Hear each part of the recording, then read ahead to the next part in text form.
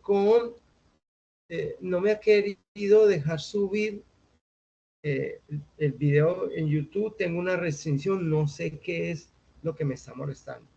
Aspiro que este fin de semana la solución. Vale, ¿estamos de acuerdo? Ok. Pero entonces les pido un poquito de comprensión. Les debo la grabación de la semana pasada y la de esta. Y aspiro que este fin de semana ya me ponga al pie. De todas maneras, yo envié el link de los dos videos que estuvimos analizando y con eso yo creo que hicieron la actividad, no tiene ningún inconveniente. Y lo mismo para lo que vamos a ver hoy. Voy a exponerlos, son por ahí 3 links, 3 videos que vamos a exponer acá y vamos a analizar. Y si tengo problemas, yo de todas maneras le voy a socializar esos 3 links que básicamente ahí está, ahí lo dice todo. No siendo más, vamos a compartir pantalla.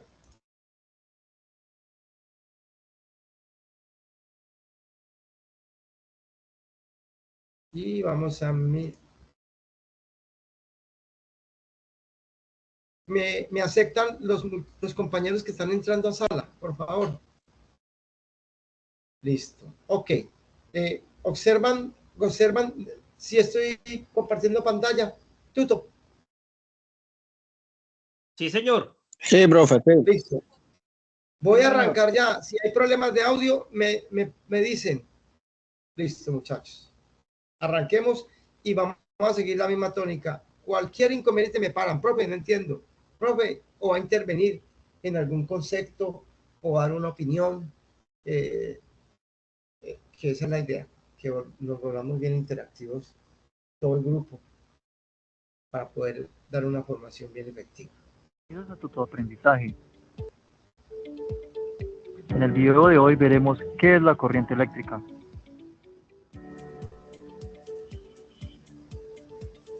Son los electrones que fluyen a través de un conductor. ¿Sí la están escuchando? Sí, señor. Sí, señor. Pero, ¿qué sucede en los átomos? Si tenemos un material conductor como el cobre, este tiene una gran cantidad de átomos con electrones y protones. Los electrones están distribuidos en diferentes capas y girando alrededor del núcleo. Un átomo normalmente tiene 4 orbitales. El orbital K, L, M y N. El orbital K tiene un número máximo de 2 electrones. El L, máximo 8 electrones. El M, máximo 18 electrones. Y el N, máximo 32 electrones. Pero en realidad, ¿tiene que ver esto con la corriente? El número atómico del cobre es 29. El orbital K tiene 2 electrones. El L tiene 8 electrones. El M, 18 electrones. Y el N tiene 1 electrón. Mire que el cobre, el orbital son las valencias que llaman ellos, KLM. Siempre el movimiento del electrón se hace en la última valencia, en este caso la N. ¿Sí? Todos los materiales tienen estructuras atómicas diferentes. El cobre tiene esa estructura. ¿Qué particularidad tiene el conductor? Este conductor que es conductor, pues que es cobre, que tiene un electrón en la última valencia. Resulta que todos los materiales que tengan de 1 a 3 electrones son buenos conductores. Son conductores. Son considerados como electrones. Pero si hay algún material que tiene 4 electrones en la última valencia N, dice que es un semiconductor. El semiconductor ya lo vamos a mirar más adelante, pero es otro tipo de clasificación eléctrica. Aquí estamos clasificando los materiales de acuerdo a su capacidad de conducir corriente. No es ni a su peso específico, ni a su dureza, no. Todo bajo el punto de vista eléctrico. Bueno, después de 4 electrones en la última valencia acá, de 4 en adelante, ya se vuelven aislantes, materiales aislantes. ¿Cuáles son los materiales aislantes? El vidrio, eh, el vidrio, la madera, el teflón, bueno, son materiales aislantes. ¿Cuáles son los materiales conductores? El cobre, el hierro, el aluminio. Entonces, cada uno de ellos tiene una estructura molecular, así como esta. ¿Sí? En este caso, el cobre tiene una estructura molecular de tal forma que en su última valencia N tiene un electrón. Recuerde que los electrones son los que se mueven. ¿Por qué se mueven los electrones? Los protones están aquí abajo. En estos momentos, cuando ese átomo está estable, tiene los mismos protones que mismos electrones. Por eso aquí se suman 29. En estos momentos, ese átomo está estable, porque tiene igual de electrones que igual de protones. El protón es mucho más pesado y hace parte del núcleo. ¿Sí? Los electrones son los que se mueven alrededor de esas órbitas, ¿sí? Como el Sol con los planetas. Muy, muy coincidencial. Hay que tener en cuenta la cantidad máxima de electrones para cada orbital. Y ahora tenemos en cuenta el último orbital. Aislante, tiene más de 4 electrones. Semiconductor, tiene 4 electrones. Y conductor, tiene menos de 4 electrones.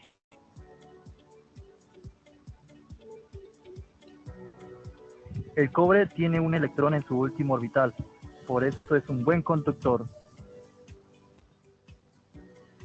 El cloro tiene más de 4 electrones en su último orbital, por eso es un mal conductor. Al tener menos electrones en el último orbital, es más fácil ser atraído por una carga positiva. El electrón libre es atraído por una carga positiva, haciendo que el átomo pierda un electrón. Al quedar un átomo cargado positivamente, mire acá una cosa, muchachos. Esta parte donde está el positivo y el negativo es como la batería. Es una batería, digamos que es una fuente eléctrica, digamos que puede ser una pila, una batería de carro, una pila de 9 voltios, una pila de 1.5 voltios. Este punto está cargado positivamente, o sea, ha perdido muchos electrones. Este punto. Recuerda que yo puedo hacer que este punto pierda muchos electrones a través de varios métodos, del magnetismo, del viento o de la parte química. En este caso, siendo una pila, la pila es fabricada por una cantidad de químicos de tal forma que separan los electrones de los protones y hay una carga eléctrica. Aquí se vuelve una carga negativa y aquí arriba se vuelve una carga positiva. Entonces, esto es la batería. Aquí en el medio para que me entiendan un poquito más folclóricamente, en el medio acá, digamos que está el químico y no deja pasar ni electrones para arriba ni protones para abajo. Así se queda estable, habiendo una química acá. Esto hace una diferencia de electrones entre este punto y el otro. Esta diferencia de electrones entre punto y el otro se llama diferencia de potencial. Y eso se da en voltios. Diferencia de potencial y se da en voltios. ¿Sí? Entonces, cuando yo pongo un conductor acá y cierro el circuito, esta carga le roba un electrón al siguiente átomo, al que está aquí en el conductor, y lo arrastra. ¿Sí? Cuando lo llega acá, el electrón, como aquí hay una química, vuelve y sube. Y el electrón va y da la vuelta y así se la pasa. Y entonces este no hace sino atraer el electrón. Entre más diferencia de potencial acá, hay más fuerza para atraer ese electrón. atraerá un electrón cercano. Entonces los electrones son atraídos de átomo en átomo a lo largo del material. Digamos que esta parte sea un conductor o un bombillo, bueno, un conductor, digamos que esta parte es un conductor, están ampliando la estructura del conductor. Recuerda que cuando yo cierro un circuito acá, les digo, tiene que ser un conductor. Yo no puedo cerrar un circuito eléctrico con un aislante, con un hilo de caucho, ¿sí? Sino que preferentemente va a ser cobre o aluminio o hierro. Material y se genera lo que conocemos como corriente eléctrica. Y bueno, Esa es la corriente. ¿Preguntas? ¿Hay alguna pregunta, muchachos?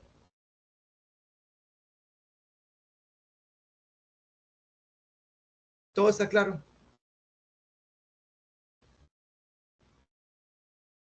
Sí, señor, todo está claro. ¿Todo Sí, está claro? profe. Bueno, listo. Vamos a ver otro video pues que nos ayuda acá. Y es verdad que esto tengo que siempre salirme.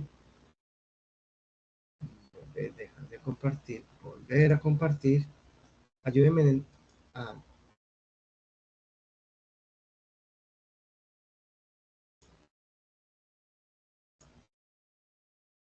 Listo, vamos a compartir este video, otro video. ¿Cómo se produce la corriente?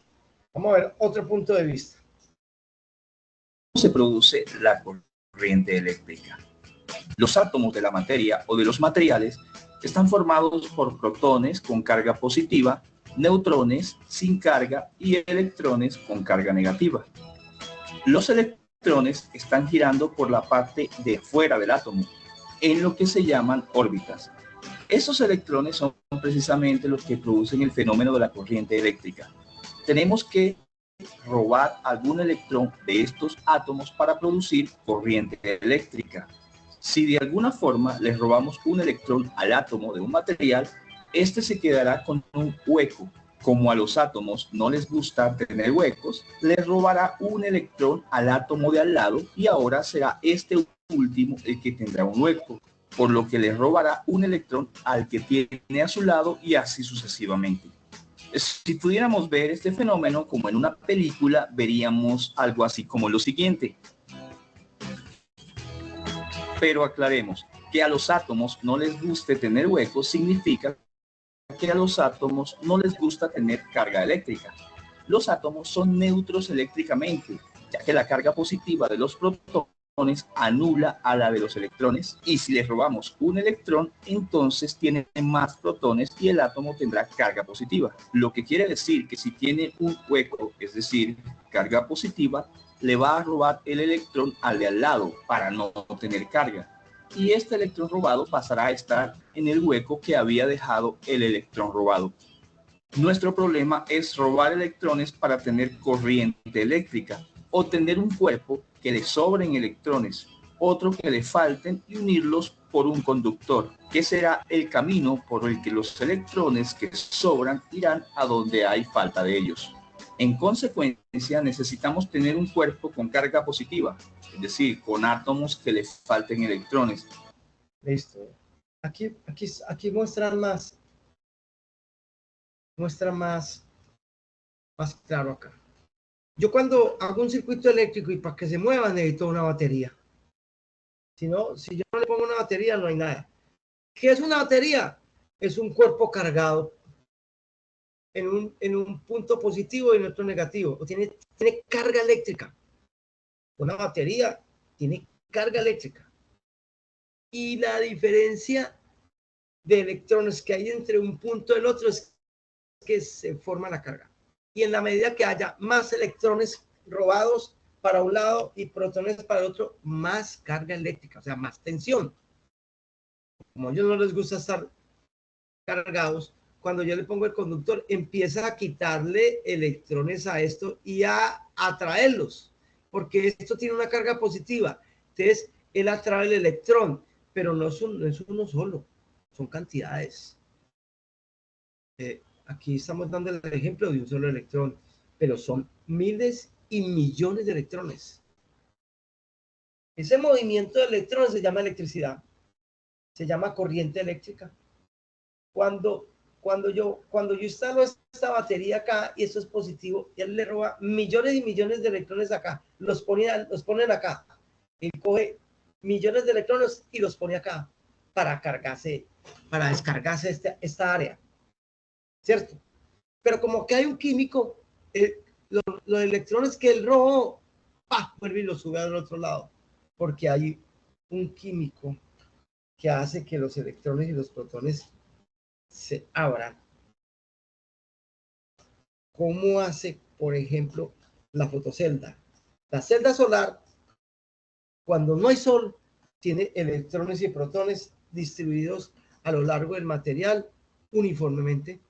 No hay carga eléctrica. Cuando empieza el sol, el efecto de los fotones pegando sobre la fotocelda, sobre el material de silicio, empieza a separar los electrones de los protones y empieza a volverse una carga eléctrica, o sea que se vuelve como una batería. Y empieza a haber una diferencia de potencial entre esos dos puntos. Un punto se vuelve positivo y otro punto se vuelve negativo. Cuando yo uno con el cable y le pongo un bombillo ahí al circuito, pues ese movimiento de electrones que se llama corriente eléctrica hace prender el bombillo o hace mover un motor, o bueno, o pueden funcionar el televisor, o pueden funcionar el carrito del niño. Bueno, ese es el efecto, esa es la tónica. Tiene que haber un elemento cargado eléctricamente acá, que en este caso es la pila. Recuerden que la pila se va descargando, porque el químico que tiene internamente se va saturando y empiezan a fugar empiezan a unirse en electrones y los átomos empiezan a recuperar los electrones y se empiezan a descargar. Y esta carga eléctrica empieza a bajar. La carga eléctrica, la diferencia de potencial, se da en voltaje. Es una carga, es una fuerza, y eso se da en voltios. La diferencia de electrones y protones que hay entre un punto y el otro se llama diferencia de potencial, y eso es voltaje, y se da en voltios. Si yo no tengo este cuerpo cargado eléctricamente, porque puede ser una pila, puede ser una batería, esto puede ser una celda solar también. Yo puedo conectar una celda solar acá y hacer, esto puede ser una celda solar. Y si está muy cargado, es que es las 12 del día y hay mucho sol. Pero cuando empieza a bajar el sol, empieza a perder, empieza a haber poquita incidencia de fotones en la fotocelda y empiezan a estabilizarse en todos los átomos, a recuperar todos los electrones que han perdido y a volverse estables y a perder carga. ¿Tienen alguna otra pregunta? ¿Tienen alguna pregunta?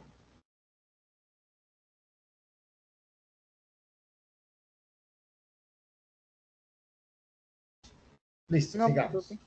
A un lado y a otro lado un cuerpo con carga negativa, que le sobren electrones.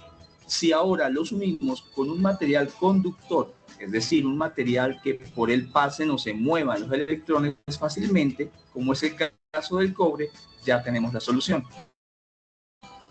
Como se puede observar, para generar la corriente eléctrica necesitamos una diferencia de carga, por lo que la diferencia de carga se llama diferencia de potencial, que es la diferencia que hay de electrones entre un punto y otro. Esa diferencia de potencial en voltios es una fuerza. Es la fuerza con que hace mover los electrones en un circuito. se llama diferencia de potencial, que en tecnología se conoce con el nombre de tensión o voltaje. Hay otra palabra, tensión. Tensión, diferencia de potencial, voltaje, fuerza electromotriz. Fuerza electromotriz también es voltaje, es fuente. Fuerza electromotriz, ¿por qué? Porque es una fuerza y a la final ese movimiento de electrones electromotriz es un movimiento, es algo físico. A la final el movimiento de un electrón es algo físico. Hay A ver, un dato curioso. 6.28 por 10 a la 18 electrones. El movimiento de esa cantidad es un amperio. La corriente eléctrica se da en amperios. La diferencia potencial se da en voltios. ¿Sí? Sigamos. Ahí vamos. Mientras mantengamos esa diferencia de potencial o tensión, tendremos corriente eléctrica. Precisamente los generadores eléctricos son los que generan o son capaces de mantener una tensión en sus bordes o extremos.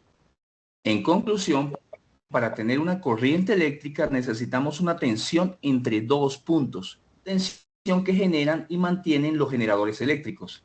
Tengamos en cuenta que en un enchufe en nuestra casa tenemos tensión.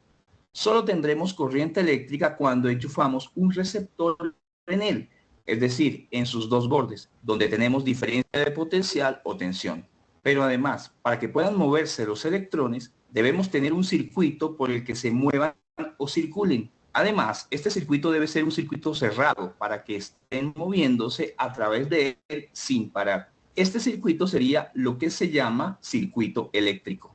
Al mirar los efectos, notamos que la corriente eléctrica es tan importante porque al moverse electrones por determinados aparatos, estos producen efectos muy útiles para el hombre. Por ejemplo, si movemos electrones por un filamento, es decir, por un hilo conductor de wolframio o tuxteno, resulta que este filamento produce luz. Pero hay muchos más efectos de la corriente eléctrica, efectos en el sonido, movimientos en motores, en el electromagnetismo, etc. Ahora, es importante recordar que hay dos tipos diferentes de corriente eléctrica, dependiendo cómo sea el movimiento de los electrones. Existe corriente continua y corriente alterna. Y esta es la forma en cómo se produce la corriente eléctrica. Bueno, eso lo vamos a ver más adelante, la corriente DC y la corriente AC. Por el momento les informo que una batería tiene corriente directa. ¿Sí? Una pila tiene corriente directa. Una celda solar tiene corriente directa también. O sea, los paneles solares dan corriente directa. Tiene positivo y negativo en un punto. Bueno, preguntas. ¿Hay alguna duda? Muchachos.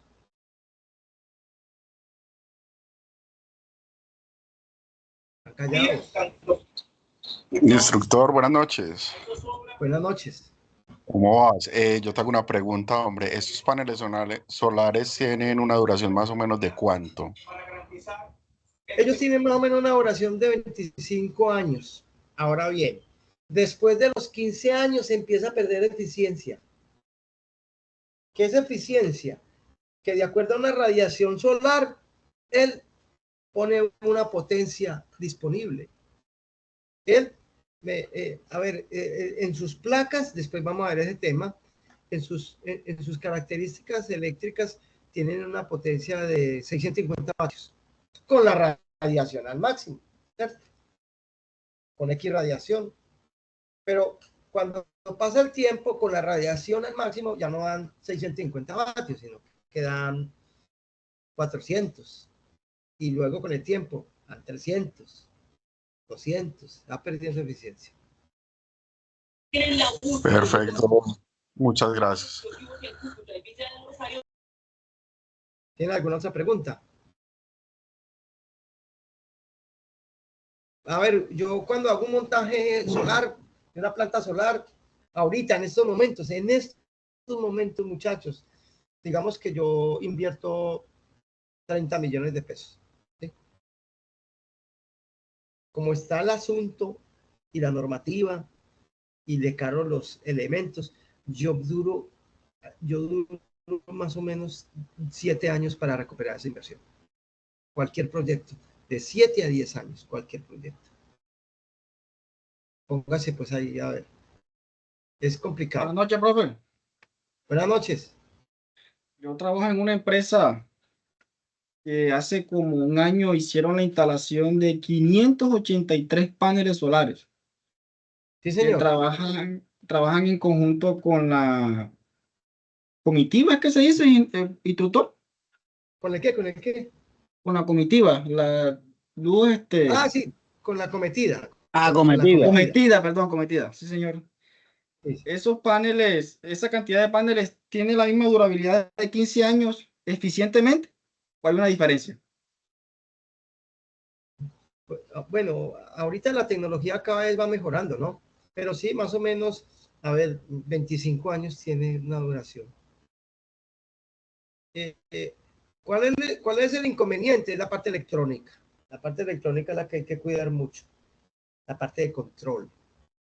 Es la que hay que cuidar bastante, proteger mucho, hacer un sistema de puesta a tierra adecuado, donde está el gabinete de control, la temperatura sea estable, que tenga una ventilación, que nunca le entre agua. De esta manera es una tecnología relativamente nueva, ¿cierto? Y se tienen inconvenientes, pero es muy, ambientalmente hablando, es muy efectiva. Se ahorra mucha contaminación allá.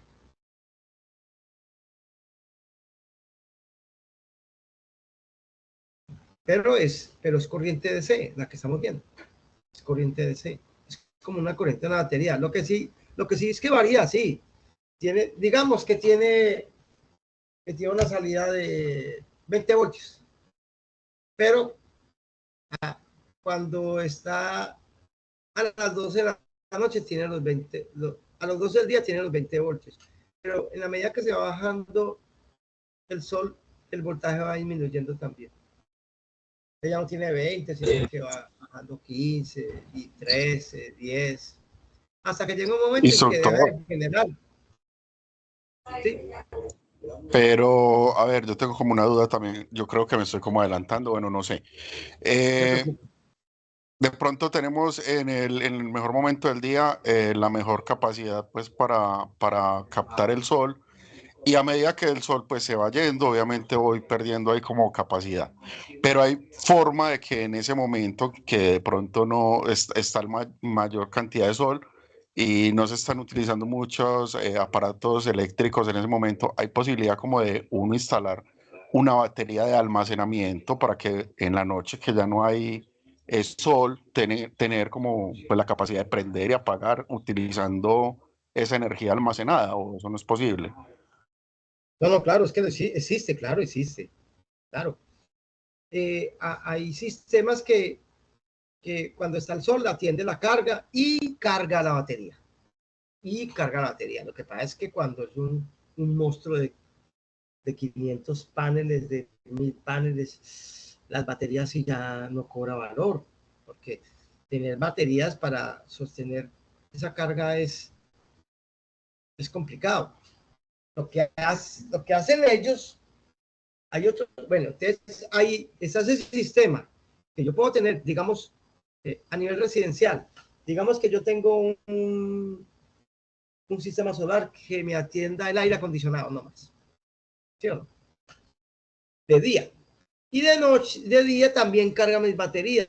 Cuando se vaya el sol, las baterías entran y me sostienen la carga del aire acondicionado. Pero estoy hablando de cargas más bajitas, no muy altas. Ahora bien, ¿cuál es el otro sistema? Yo llego, tengo mi planta solar, inyecto energía a mi carga, pero la carga que me sobra no la voy a acumular, sino que la voy a inyectar a la red y yo la cobro. Yo inyecto esa carga a la red y la cobro. Cuando yo le inyecto a la red, Profe, le pregunto. el operador de red le paga, o sea, hace un cruce de cuentas. Sí, cuénteme. Profe, cuanto a eso, tengo entendido que, digamos, el contador de uno, digamos, de la casa va girando y va sumando. O sea, va sumando, y eso es lo Sí, que cuando le hacen sí. que, bueno, este mes consumió 16. Pero he escuchado que, digamos, cuando uno tiene los paneles solares y lo inyecta a la red, como usted dice, en vez de contar, se va devolviendo. Y que ahí donde hace el cruce de cuentas que usted dice, ¿es verdad? Hay contadores, tiene que ser un contador de energía especial, no es del que tenemos en la casa. Bidireccional. Claro que sí. Claro que sí. Cuenta cuando sale y cuando entra. Se llama bidireccional. O sea, en los dos sentidos. Cuando está inyectando o cuando está consumiendo. Tiene que tener el contador especial. Si yo tengo una planta solar en mi casa y voy a inyectar energía a la red, pues tengo que cambiar el contador. También. Muchas gracias, profe. Ok. Sí, señor. Preguntas. Doctor, una pregunta. Sí, señor, cuénteme. ¿Hay un permiso especial para producir energía solar? ¿Por qué le ¿El pregunto? qué? ¿Un permiso especial? ¿Hay un permiso para eso? Sí, claro. Usted tiene que... Bueno, tengo Sí, una duda con eso. Resulta y pasa que, como le comenté ahorita, donde yo trabajo, hay una cantidad de paneles instalados. La planta en el día es autoeficiente, no necesita energía de la cometida, pero sí, en pocas ocasiones ha ido la contratista eléctrica, que por acá es ENEN, a revisar. sí, Pero ellos me dan sí. instrucciones directas de que entretenga a los señores en la puerta porque no se pueden dar cuenta de algo, pero no sé qué es ese algo. No sé si es que ellos no tienen el permiso o no se pueden dar cuenta de que son autoeficientes. ¿Cómo es ese tema, instructor? Si tiene algo de No, conocimiento de eso. eso tiene una normativa. Eso tiene una normativa. Eso tiene una normativa también. Pero que se den cuenta o no, yo no debo, pues no sé. Ahí sí. Eso, yo para inyectar tengo que mostrar mi planta solar, los planos que estén bajo la norma, tengo que hacer unos papeleos. Bueno, y los hay. Aquí en Santa Marta hay gente que ya tiene las plantas solares que son, que se ahorran hasta el 50% de la factura. Aquí sí es importante, porque aquí las facturas son carísimas. Aquí el kilovatio hora es carísimo, es el kilovatio hora más caro que hay en Sudamérica, aquí en Santa Marta. No sé por qué. Debe ser porque operar aquí es difícil, complicado. Aquí el ambiente es complicado. La red se estabiliza muy fácil. Entonces, usted tener aquí en Santa Marta una planta para suplir algunas cargas o toda la carga o el 50% de la carga de la casa, pues sí paga, sí paga, sí paga. Y Sí, fuera de que porque aquí hay una buena radiación solar. la, la empresa tiene una reducción de costo en energía de 17, 18 millones de pesos mensuales, instructor. Sí. En Gaira, aquí donde yo doy formación, aquí en Santa Marta, se ahorran casi 8 millones de pesos también. Más de 8 millones de pesos mensuales. Sí, sí, claro. Lo que pasa es que vuelvo y le repito, la tasa de retorno no es tan fácil. Ahorita puede llegar a los 5 años, porque ya empiezan esos módulos a rebajar. Las celdas solares han bajado ya, han bajado de precio, bajaron como el 25% en estos días. Y eso es una buena noticia, porque ya se vuelve más fácil montar ese sistema. Bueno, vamos a seguir con la otra, con la ley de Ohm, ¿sí? Tengo que darle compartir, esperen. Profe, Sí, señor. muy Cuénteme. buenas noches. Muy buenas noches. Buenas noches. Bueno, yo creo que pues comenzamos a hablar de paneles solares y todas esas cosas, tiene que ver todo en esto, ¿no? Pero entonces, en conclusión, la corriente es el flujo de electrones a través de un cable conductor, ¿no? Sí, señor. Ya, ok, perfecto. Es el movimiento de electrones a través de un cable conductor y ese cable conductor lo puede hacer pasar los electrones a través de una carga. ¿Qué es una carga? Un bombillo, una resistencia, un motor. Hace pasar los electrones a través de un bombillo por medio de la batería y el conductor para que ilumine. Hace pasar los electrones a través de la batería y unos conductores a través de un motor DC. ¿Para qué? Para que gire. Entonces usted va a convertir la energía eléctrica en movimiento. Va a convertir la energía eléctrica en luz, ¿sí? En luz. Va a convertir la energía eléctrica en frío. Por ejemplo, si yo instalo una nevera. Va a convertir la energía eléctrica cuando instalo una licuadora en movimiento, en calor. Va a convertir la energía eléctrica en calor. Por ejemplo, cuando yo pongo una enfriadora eléctrica, esas que tienen un horno internamente y yo voy a calentar algo, ¿sí? A través de la energía eléctrica puedo calentar, puedo enfriar, puedo poner un bombillo a dar iluminación, puedo poner un motor a dar vueltas, ¿cierto? A girar. Pero a través del movimiento eléctrico, ¿no? A través del movimiento. ¿Listo? Va al otro video. ¿Sí lo están viendo? Ley de Ohm. Sí. Sí, señor. Listo, ahí va.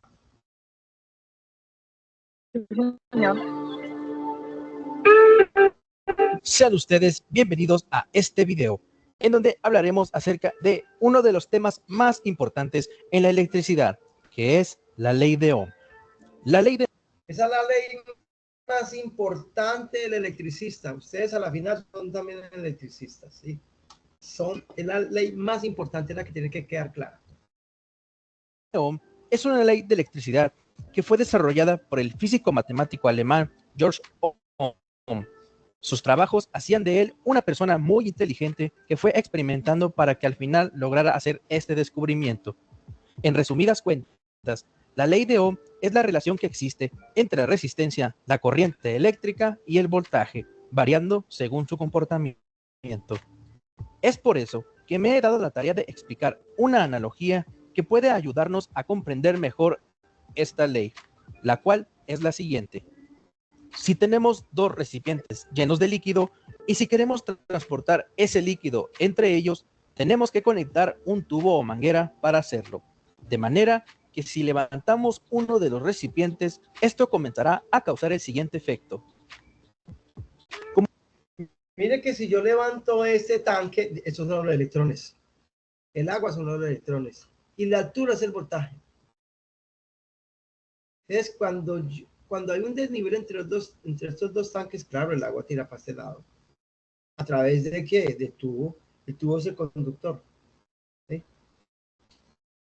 El agua son los electrones. Y la diferencia que hay de altura, o la diferencia de potencial, la diferencia de altura entre un tanque y el otro es la que hace que el agua tire hacia un lado.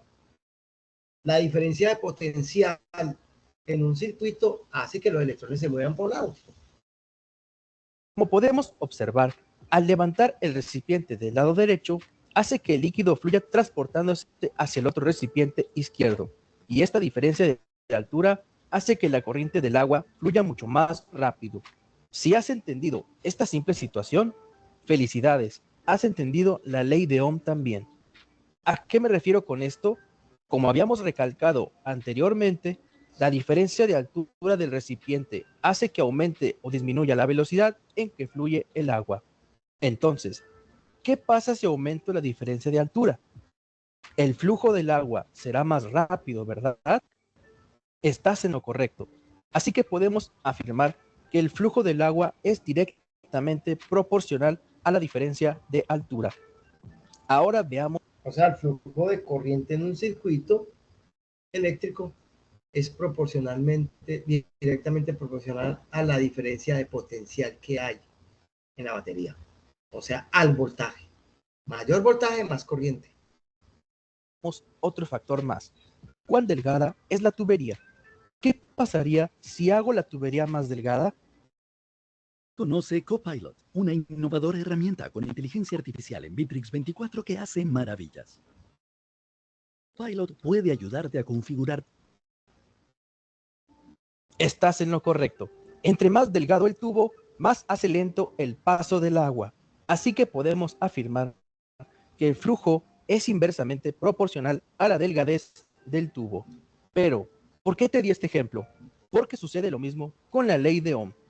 El flujo del agua es igual al comportamiento de la corriente eléctrica y la delgadez del tubo es análoga a la resistencia eléctrica y la diferencia de altura es la representación del voltaje. También. Muy bien. Aquí está representado, ¿verdad? Esa es la diferencia de potencial, que es el voltaje. Este es el conductor. Y esta resistencia puede ser el bombillo, puede ser el motor, puede ser la nevera, puede ser la licuadora, de acuerdo a la función. Pero digamos que es una resistencia. En la medida que esta resistencia ofrezca, como su nombre lo dice, resistencia al paso de la corriente, pues la corriente va a mermar.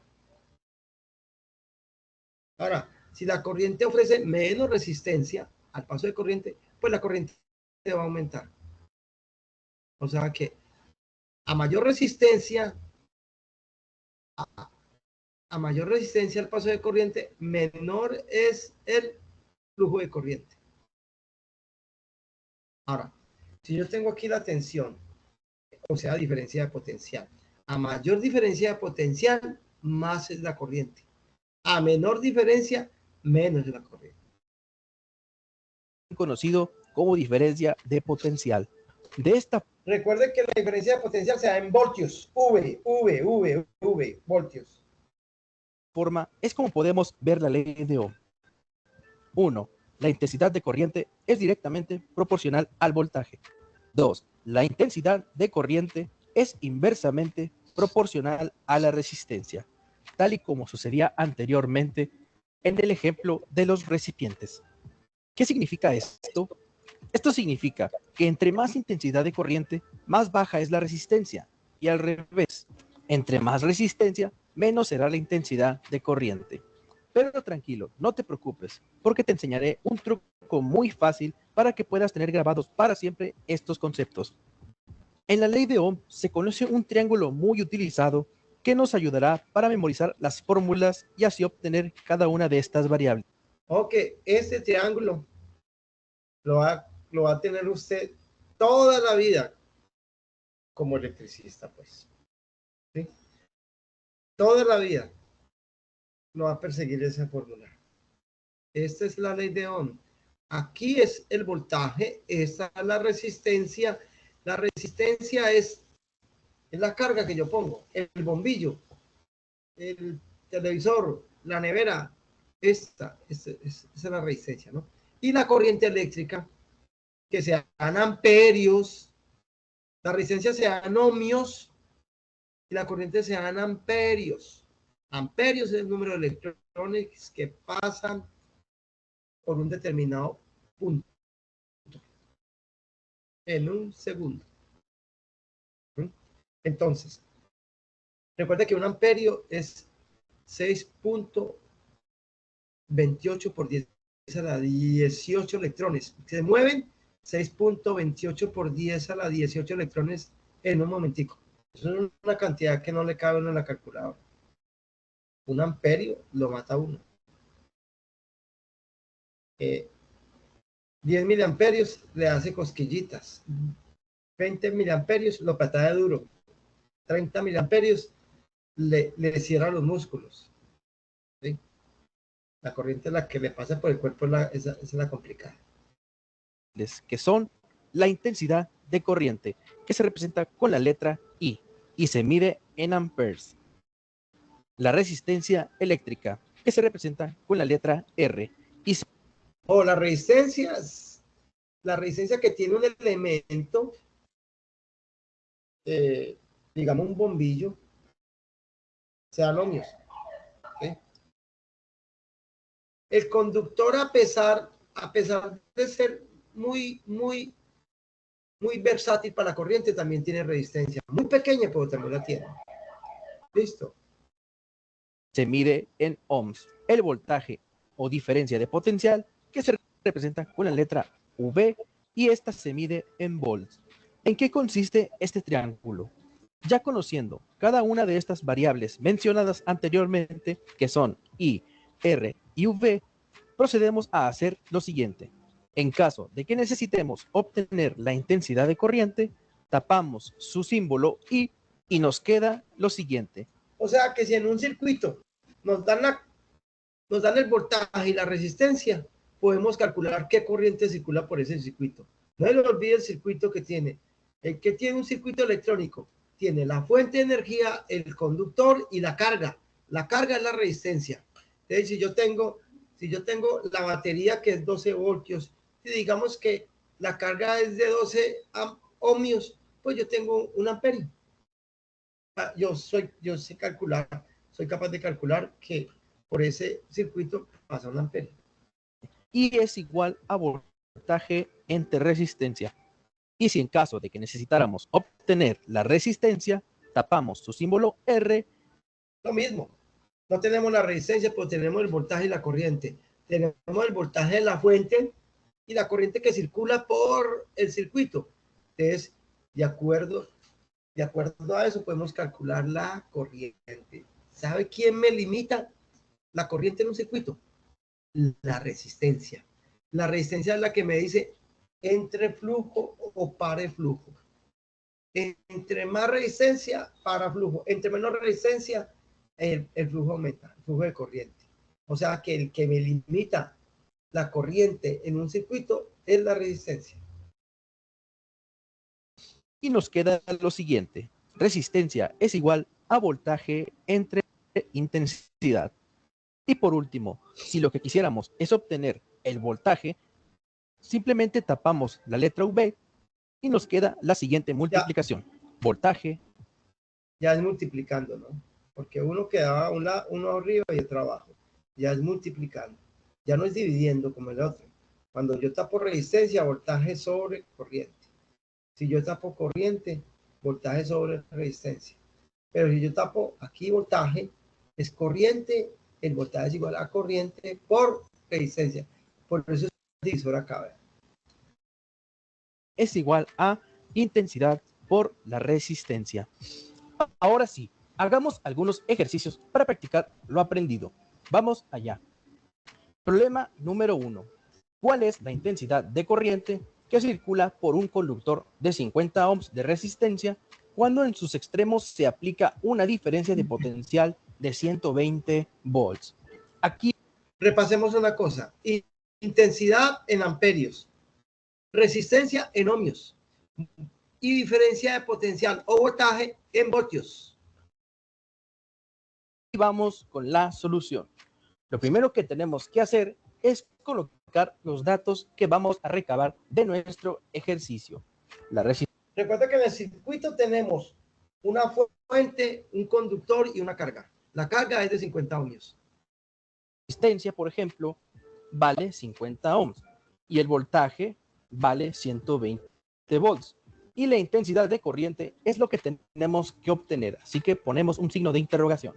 Ahora sí, para solucionar este ejercicio, aplicamos el triángulo de la ley de Ohm, donde tapamos la incógnita y aquí nos da voltaje sobre resistencia. El símbolo I y colocamos V entre R, con lo cual nos queda dividir el voltaje entre la resistencia de esta manera. I es igual a V entre R.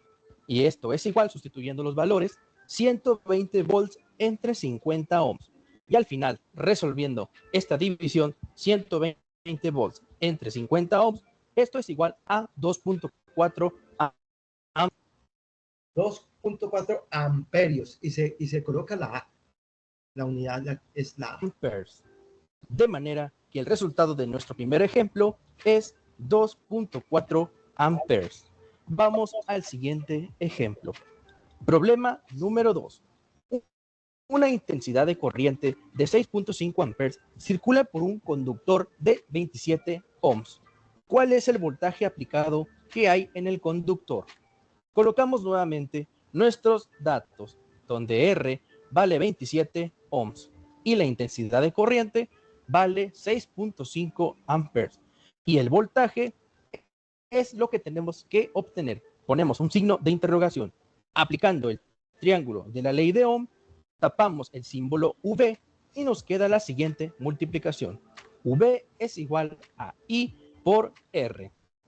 Esto significa que tenemos voltaje es igual a intensidad por la resistencia. Sustituyendo los datos por sus valores, nos quedará lo siguiente. V es igual a 6.5 amperes por 27 ohms. Con lo cual, el resultado del voltaje de nuestro segundo ejemplo es igual a 175.5 volts. Vamos con el siguiente ejercicio. Problema número 3. A través de un circuito eléctrico pasa una intensidad de corriente de 2.4 amperes con una diferencia de potencial, o sea, un voltaje de un total de 120 volts. ¿Cuál es el valor de la resistencia eléctrica? Vamos a... Recuerde que la resistencia eléctrica nos da ohmios. Ohmios. Corriente en amperios y voltios y en voltios. Voltaje en voltios, digo. Solución. Lo primero que tenemos que hacer, como siempre, será colocar nuestros datos. R es igual a no sabemos, así que tendremos que sacar la R. Y después, V es igual a 120 volts. Y la intensidad de corriente es igual a 2.4 amperes. Y aplicando el triángulo de la ley de Ohm, tapamos el símbolo R y colocamos V entre I. Con lo cual, nos queda solamente dividir el voltaje entre la intensidad de corriente. De esta manera nos quedaría R es igual a V entre I, y esto, sustituyendo sus valores, es igual a 120 volts entre 2.4 amperes. Con lo cual, dividiendo 120 volts entre 2.4 amperes, nos da un total de 50 ohms. Y este sería el resultado de nuestro tercer ejemplo. Recordemos que existen tres tipos de circuitos eléctricos: circuito en serie, circuito en paralelo. Bueno, eso no lo vamos a ver todavía. Listo, muchachos. ¿Tienen alguna duda? No, señor. Bueno. ¿Está bien así? Pues voy a dejar de No, compartir. Claro.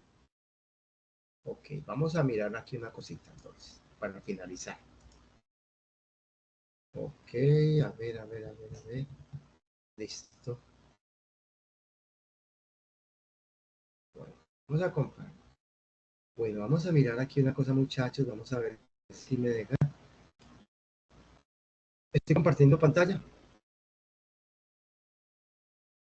Señor. Sí, señor. Sí. Listo. Ya, un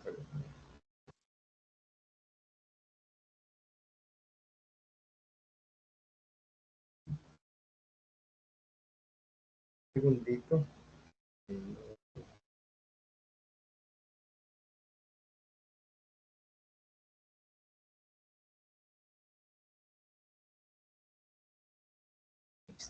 La ley de Ohm es una ley, es la más importante.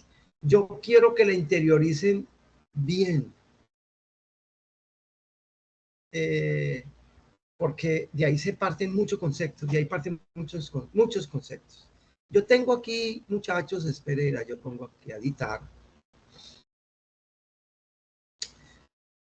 Si están viendo, pues estoy compartiendo acá. Sí, señor. Muy bien, gracias. Voy a mostrarles, les voy a decir acá. Ok. Este cuestionario arriba, yo no lo están viendo ustedes, ¿sí? Solamente están viendo ese de la investigación de electrostática y este cuestionario dice cuestionario sobre la ley de Ohm. Es para hacerlo. Es la otra actividad que hay que hacer para la otra semana. Pero se la voy a habilitar, espere, irá, no. Voy a habilitársela desde hoy. Se la voy a habilitar desde hoy. Porque yo se la había habilitado se la voy a habilitar desde el 21. O sea que desde hoy. Yo la había habilitado desde el lunes. Pero si alguien se quiere entretener ese fin de semana, que ojalá, pues ya queda habilitado. ¿Cierto? Ok, ya está habilitado. Es cuestionario de la ley de Ohm. Eso son 20 preguntas de selección múltiple.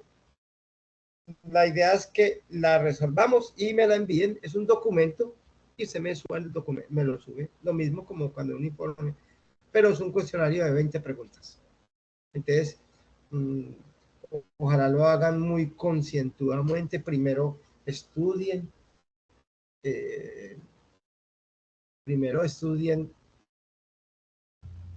Yo voy aquí, antes de que se me olvide, acá.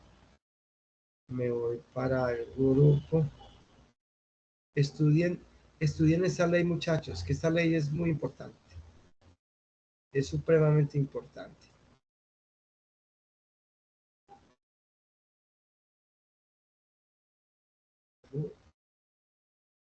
Ahí les estoy compartiendo el primer video.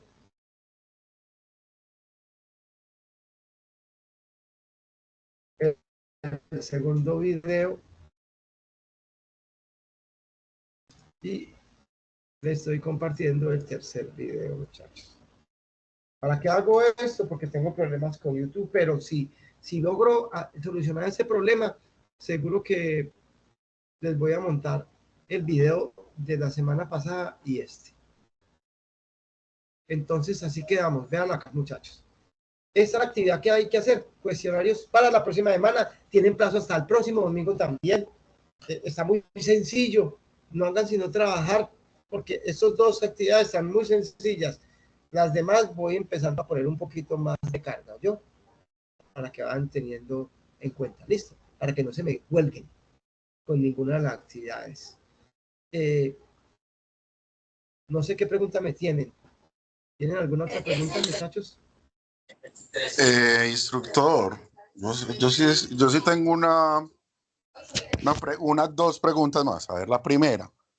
De las guías que dejó la semana pasada, pues arranqué a leerlas y como empezar a revisar todo así. Yo no sé como mucho electricidad, pues, entonces empecé como a revisar todo eso y me topé con algo que se llaman nodos, ¿cierto?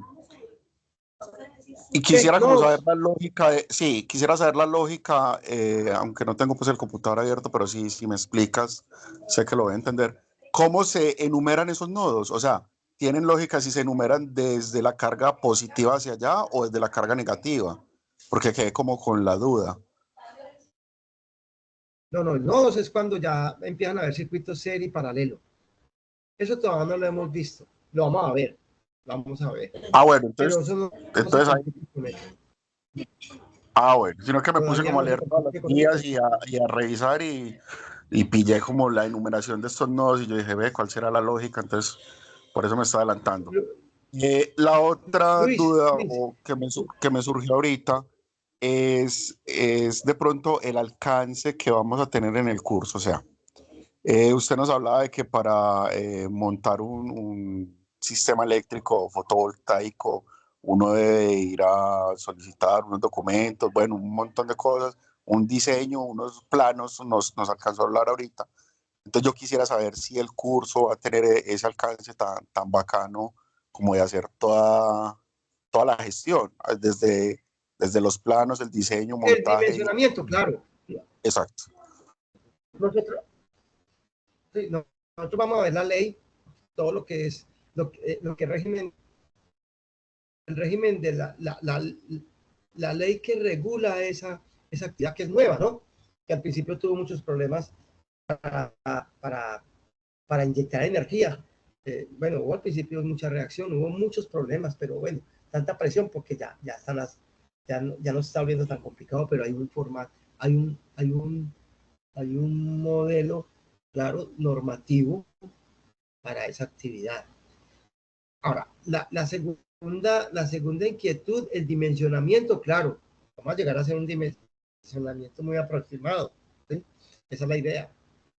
Tenemos que estudiar mucho, Luis, mucho, porque ya en esa parte ya sí toca tener los conceptos muy claros. Yo digo que la virtualidad es difícil, tanto para el instructor como para ustedes. Es complicado, pero en la medida que se compromete el grupo, vamos a salir adelante. Hay que estudiar mucho, hay que apasionarnos del cuento, hay que creernos el cuento. Entonces, hay que empezar a generar hábitos de lectura, de investigación. Ustedes tienen que investigar mucho, muchachos, mucho, porque no estamos presenciales. Desafortunadamente es imposible, pero vamos a hacer con todo lo posible, con todas las ayudas que nos ofrece el Internet y toda la parte virtual. Pero el ingrediente de investigación de ustedes es alto, debe ser alto. Por eso los invito a que empiecen a tener esos hábitos de investigar. Pero sí vamos a llegar a dimensionar una planta de energía solar y se calcula todo. Eso sí lo vamos a llegar a hacer. Bueno, muchísimas gracias, hombre, por despejarme como las dudas. Señor, con mucho gusto. ¿Quién más? ¿Quién tiene otra pregunta? Luis, tiene la mano levantada.